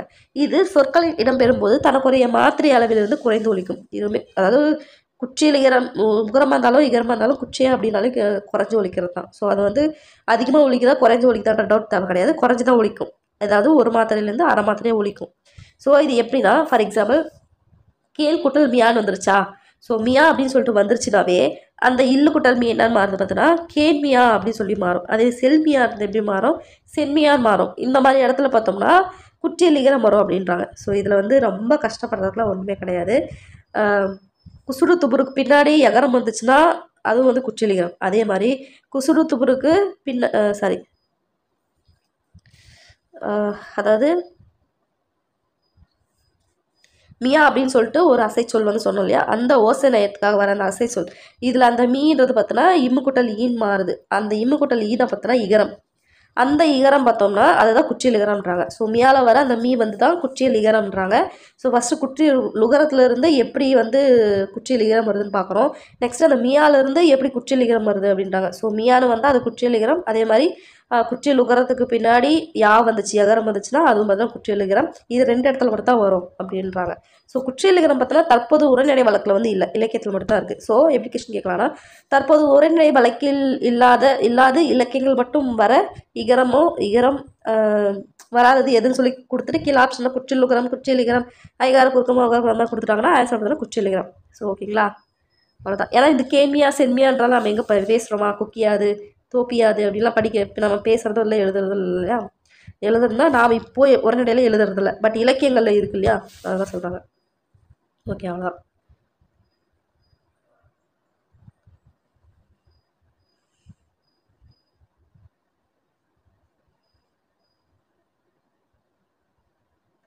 ஸோ இந்த பொருந்தாத சொற்களை எடுத்துழுதுங்க.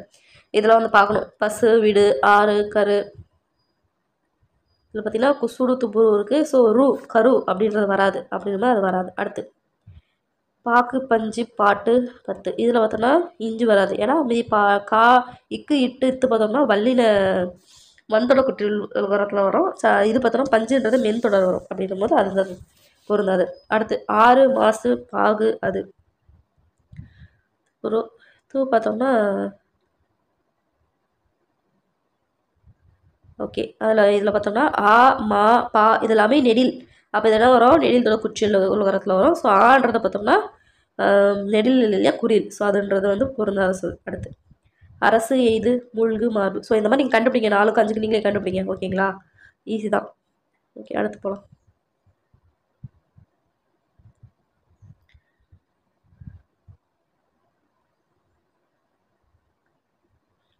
ஓகே, இது தொகை சொற்களை பிரித்து எழுதுக. இருதினா நமக்கு நல்லா தெரியும்.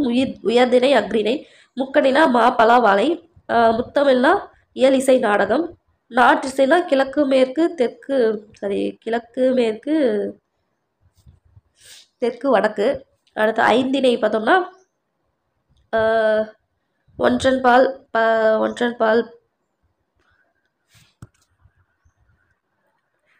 அது பால் வகை. திணை பார்த்தோம்னா குறிஞ்சி முல்லை மருதல் நெய்தம் அந்த 5. அறுசுவை இல்லது இனிப்பு, புளிப்பு, கார்ப்பு, துவர்ப்பு, அந்த மாதிரி 6 வரும் இல்லையா? கரிப்பு, அந்த மாதிரி 6 வரும். அதுதான் அறுசுவை. ஸோ அதை பார்த்துக்கோங்க.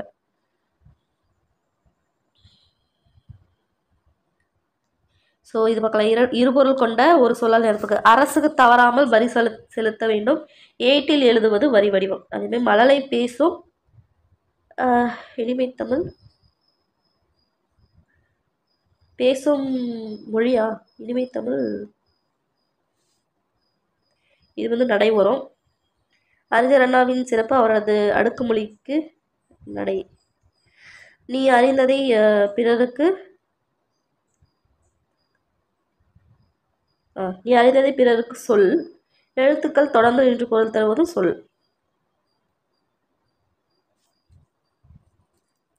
இது பேசும் பேச்சு வருமா, இல்லை பேசும் மொழி வருமா? இனிமை தமிழ் மொழி, தமிழ் மொழி தான், மொழி தான். இனிமை தமிழ் மொழி எமது, மலரை பேசும் மொழி அழகு. ஓகே, அடுத்து உழவர்கள் நாற்று நட்டு வயலுக்கு செல்வர். நாற்று நட்டு தானே வரும். இது மெதுவாக, குழந்தை மெதுவாக நட்டுனா வரும். உழவர்கள் நாற்று, அது என்ன வரும்னு பார்க்கலாம். நீதிமன்றத்தில் தொடுப்பது வழக்கு. நீச்சல் தண்ணி குடி என்பது பேச்சு வழக்கு. ஓகேவா, அடுத்து பார்க்கலாம். ஓகே, நெக்ஸ்ட் கலை சொற்கள். ஊடகம், மீடியா, மொழியியல், லிங்குஸ்டிக்ஸ், ஒளியியல், ஃபோனாலஜி, இதழியல், ஜார்னலிசம், பருவ இதழ், மெகசின், பொம்மலாட்டம், பியூபர்ட்டி, எழுத்திலக்கணம், ஆர்த்தோகிராஃபி, உரையாடல், டயலாக். ஓகேங்களா, அவ்வளோதான், முடிஞ்சாச்சு. ஓகே, நான் 3 இயல் முடிக்கலாம் அப்படி தான் நினச்சேன். பட் ஒரு இயலுக்கே வந்து 1 hour ஆயிடுச்சு. ஸோ இதுக்கு மேலே போனோம்னா இதாகும். ஸோ அப்படின்னும் போது ஒவ்வொரு இயலாகவே நம்ம முடிக்கலாம். ஓகேங்களா, ஸோ ஃபஸ்ட் இயல் வந்து நம்ம முடிச்சிட்டோம். அடுத்து இயல் 2 பார்த்தோம்னா அழிநிழல் காடு. ஸோ ஃபுல்லாக காடை பற்றி இருக்கும். ஸோ ஓகே, உங்கள் இயல் 2 வந்து நான் மீட் பண்ணுறேன். பாய்.